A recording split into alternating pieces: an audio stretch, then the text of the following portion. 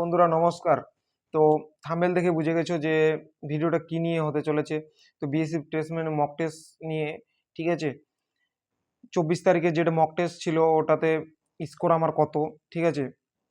আর তোমাদের স্কোর কত ওটা কমেন্ট করে জানাবা, ঠিক আছে। আমি বলবো আমার স্কোর কত।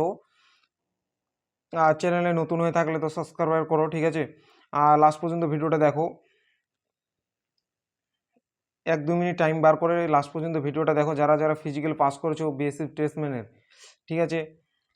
তো তাদেরকে তো এক্সামের জন্য প্রিপারেশন নিতেই হবে প্রচুর, কারণ এক্সাম তাড়াতাড়ি হবে, ঠিক আছে। তাই বলতেছি যে আবার ওয়েস্ট বেঙ্গলও প্রচুর ভ্যাকেন্সি আসতেছে। ওই জন্য অনেক ছেলেপেলে ভাবতেছে যে বিএসসি টেস্টম্যানের জন্য প্রিপারেশন করি না, এদিকে ডাব্লিউবি কেপি আছে। তো আমি বলবো যে যেটা তোমার ভালো হয় সেটাই করো, ঠিক আছে। কেউ এমন না যে ঘুরে বেড়াবা, এটা ওটা করবা, এমন না, ঠিক আছে। তো পড়াশোনায় লেগে যাও, ঠিক আছে। তো সামনে অনেক এক্সাম আছে। আর আমার স্কোর কত, আমি 50+ করেছি, ঠিক আছে।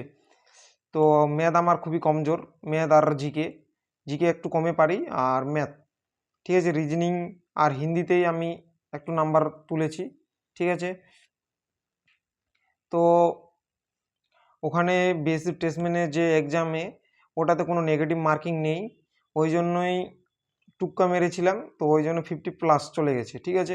তো তোমাদের স্কোর কত, কোন ট্রেড থেকে অ্যাপ্লাই করেছো অবশ্যই জানাবা, ঠিক আছে। আর পাশে থাকো, চ্যানেলটা অবশ্যই সাবস্ক্রাইব করো, ঠিক আছে।